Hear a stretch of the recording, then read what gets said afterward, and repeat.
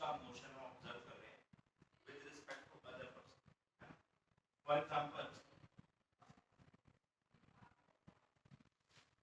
अगर हम इस क्वाड्रेंट सिस्टम में देखें, एक पर्सन है जो ओरिजिन पे खड़ा है, एक पर्सन है यहाँ, इसका नाम बी लिख देते हैं, इसका नाम ए, इसका नाम सी, ठीक है। तो इसकी दूरी जो है वो 5 मीटर है, ये भी 5 मीटर है। तो अगर मैं आपसे कहूँ what is the displacement of C with respect to origin in X direction, X direction C की डिस्प्लेसमेंट क्या है ओरिजिन के साथ 10 है ना, 10 मीटर। ये रख दो, मैं फेंक दूंगा, क्या देख क्या रहे क्या देख, ध्यान दो बोल रहा हूँ, ठीक है। तो 5 मीटर और 5 मीटर, ठीक है, ये टोटल डिस्टेंस ओरिजिन से कितना है 10 मीटर। सी का डिस्टेंस डिस्प्लेसमेंट ए के रिस्पेक्ट में 10 मीटर है। लेकिन अगर मैं कहूँ आपसे सी का displacement with respect to B या फिर एज ऑब्जर्व्ड बाय बी, अब क्या 5 मीटर, तो हम इसके रिस्पेक्ट में देख रहे हैं बी के रिस्पेक्ट में, तो इसी को हम रिलेटिव पूछ लो कि हम किसी के रिलेटिव में देख रहे हैं या फिर किसी और को रेफरेंस मानकर देख रहे हैं। सो अब अगर मैं बोलूं डिस्प्लेसमेंट को ऐसे रिप्रेजेंट कर रहे हैं, displacement of C with respect to A, तो विद रिस्पेक्ट टू जिसके बोला जाएगा इसका मतलब उसी के रिस्पेक्ट में हम देख, ये ऑब्जर्वर हो जाएगा, बाद में लिखा होता है ये ऑब्जर्वर हो, ठीक है। जो पहले लिखा हुआ उसका मोशन हो रहा है और जो दूसरा है उसका उसको एज ऑब्जर्वर ले, तो displacement of C with respect to A ये 10 मीटर होगा, फिर displacement of C with respect to B क्या होता है 5। ये भी आया कहां से देखो, इसको ऐसे displacement of C with respect to A of B, displacement of C with respect to A is 10, displacement of B with respect to A,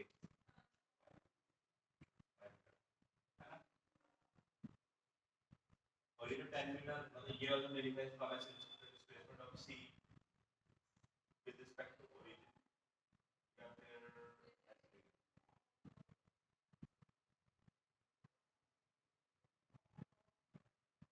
displacement of C minus displacement of A, C की displacement कितनी है 10 metre, A की displacement कितनी है 10 है। तो यहाँ से हम एक चीज ऑब्जर्व कर पा रहे हैं कि जिसके रिस्पेक्ट में बात होगी उसको माइनस कर, बस इतनी बात है। अगर रिलेटिव डिस्प्लेसमेंट की बात हो रही है तो जिसके रिस्पेक्ट में बात हो रही है उसकी डिस्प्लेसमेंट माइनस, अगर रिलेटिव वेलोसिटी की बात हो रही है तो जिसके रिस्पेक्ट में बात हो रही है उसकी वेलोसिटी माइनस कर दो, अगर रिलेटिव एक्सेलरेशन की बात हो रही है तो जिसके रिस्पेक्ट में बात हो रही है उसकी एक्सेलरेशन माइनस कर दो, है। तो इस तरीके से है ना, आप देख सकते हो यहाँ पर विद रिस्पेक्ट टू बी बात हो रही है तो हमने displacement of B respect to A यानी कि ओरिजिन के रिस्पेक्ट में इसका 5 मीटर है, displacement of C with respect to A यानी कि इसका डिस्प्लेसमेंट ए के रिस्पेक्ट में 10 मीटर है ना, दोनों को सब्ट्रैक्ट करते हैं, क्यों सब्ट्रैक्ट किया क्योंकि जो ऑब्जर्वर है वो बी है, तो ऑब्जर्वर को माइनस करना, ठीक है ना। ये हमारा सिंपल एग्जांपल हो गया डिस्प्लेसमेंट का। अब हम वेलोसिटी की बात करते हैं, मान लो इसकी वेलोसिटी है 10 मीटर पर सेकंड, इसकी है ये थोड़ा ज्यादा हो रहा है 5 मीटर 3 मीटर पर, और ये रेस्ट पे है, ये पर्सन ये वाला है रेस्ट पे, तो हम बोलेंगे velocity of c with respect to b, क्या देखेंगे इसको velocity of c minus velocity, तो c की वेलोसिटी कितनी है 5 मीटर पर सेकंड, b की वेलोसिटी कितनी है 3 मीटर पर, आंसर आ गया 2 मीटर पर सेकंड, यानी कि ये जो वेलोसिटी है ठीक है ये 2 मीटर पर सेकंड की किसको दिखाई देगी b को दिखाई देगी, तो b जो है उसको c जो है वो इतनी स्पीड से भागता हुआ दिखेगा जबकि c 5 मीटर पर सेकंड के हिसाब से भाग रहा है और वो दिखेगा उसको एक टाइम, है ना। इसके एग्जांपल आप ऐसे सोच सकते हो जैसे आपने देखा होगा कई बार हाईवे पे आप कार चला मतलब आप नहीं, मतलब आपके पेरेंट्स। तो हाईवे पे हम देखो कार बहुत तेजी से चलती है, लेकिन क्योंकि आपकी कार बहुत तेजी से चल रही है, आपको ऐसा नहीं लगता कि वो गाड़ी बहुत तेज चल रही है ना, एक्चुअल में गाड़ी बहुत तेज चल रही है, बट आपको जो है वो तेज नहीं लगी क्योंकि आप भी चल रहे हो। Relative motion velocity of v, हाँ, yes, velocity of v respect to c ये हो जाएगा v minus, इसका क्या मतलब है माइनस का क्या मतलब कि जो ऑब्जर्वर है, अब ऑब्जर्वर यहाँ पे कौन है c, ऑब्जर्वर के रिस्पेक्ट में v जो है वो उधर को भाग रहा है। अब आपको वैसे ऐसे कैसे भाई v उधर को भाग रहा है, आप सोच के देखो, अगर आप कार चला रहे हो, ये इसको आप इमेजिन करो, या आप कार चला रहे हो, तेज चला रहे हो, और आपकी जो पीछे वाला है वो स्लो है, तो जब आप उसको पीछे मुड़ के देखोगे तो आपको पीछे जाता हुआ दिखेगा, वो स्लो है, वही चीज हो गई यहाँ पर। माइनस साइन का मतलब क्या है कि सी को पी पीछे जाता हुआ दिखाई, नेगेटिव डायरेक्शन, तो नेगेटिव डायरेक्शन ऑफ यही है, जो आपने पॉजिटिव माना उसके अपोजिट डायरेक्शन में भी जाता है, ठीक है, और ये सच्चाई है। अगर आप तेज भाग रहे हो, आपके पीछे वाला स्लो भाग रहा है, भले ही दोनों सेम डायरेक्शन भाग रहे हैं, लेकिन आप तेज भाग रहे हो तो आप पीछे मुड़ के देखोगे तो आपको लगता है कि वो पीछे जा रहा है, तो भाग आगे ही रहा है, ये चीज, राइट। अच्छा, एक्सेलरेशन की बात करें, इसकी एक्सेलरेशन मान लो है मीटर पर सेकंड स्क्वायर, इसकी एक्सेलरेशन है 1 मीटर पर सेकंड स्क्वायर, इसकी एक्सेलरेशन 0 है। Acceleration of v with respect to c क्या हो जाएगा, acceleration of v minus acceleration of c, तो v की एक्सेलरेशन हो जाएगी 1 और c की एक्सेलरेशन हो जाएगी -1 मीटर पर सेकंड, तो c को v जो है वो रिटार्ड होता हुआ दिखेगा, स्पीड तो कम होगी, पीछे जा रहा है। अच्छा, अगर उल्टा देखें acceleration of c with respect to v, तो ये हो जाएगा acceleration of c minus acceleration of v minus 1 metre, तो जो v है जो स्लो चल रहा है उसको a जो है वो आगे की तरफ भागता हुआ दिखेगा, एक्सेलरेशन है ना, तो इसको नोट डाउन करिए।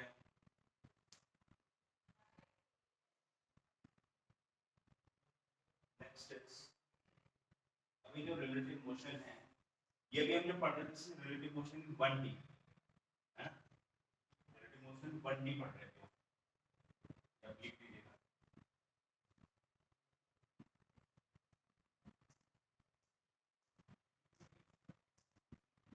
तो अभी जो रिलेटिव मोशन है इसमें फॉर्मूलाज क्या क्या यूज कर सकते हैं, तो फॉर्मूला वही है जो हमारे पास पहले है, E equals to U plus AP and B square is equals to U square plus 2S, S is equals to U plus half A T square। बस इसमें एक चेंज आएगा कि जो वेलोसिटी हम फाइनल वेलोसिटी लिख रहे हैं, ठीक है, वो रिलेटिव वेलोसिटी होगी, यानी कि सपोज दो लोग हैं, velocity v, velocity v, acceleration इसकी a, इसकी एक्सेलरेशन a, b, ठीक है, और डिस्प्लेसमेंट इसकी s b, s a और इसकी s, तो हमें यहाँ पर सारी रिलेटिव टर्म्स लिखनी है, रिलेटिव मोशन वाली टर्म्स, ठीक है, कैसे, v यानी कि फाइनल वेलोसिटी ऑफ v, अगर आपने यहाँ पर a के रिस्पेक्ट में लिखा हुआ है तो आपको पूरी इक्वेशन आपको a के रिस्पेक्ट में ही लिखना होगा, ये आप याद रखें। हालांकि आप कैलकुलेशन किसके रिस्पेक्ट में कर सकते हो, आप इसको velocity of a with respect to b करके भी कर सकते हो, लेकिन अगर आपने यहाँ पर a के रिस्पेक्ट में किया तो सब में ही फिर a के रिस्पेक्ट में आएगा, ये ध्यान रखना ना, मतलब पूरे क्वेश्चन में ऑब्जर्वर एक ही होगा, ये नहीं कि आप इस इक्वेशन में ऑब्जर्वर अलग यूज कर रहे हैं, इस इक्वेशन में ऑब्जर्वर अलग यूज कर रहे हैं, ऐसा नहीं है ना, we have to kept the observer same in one question, here b with respect to a,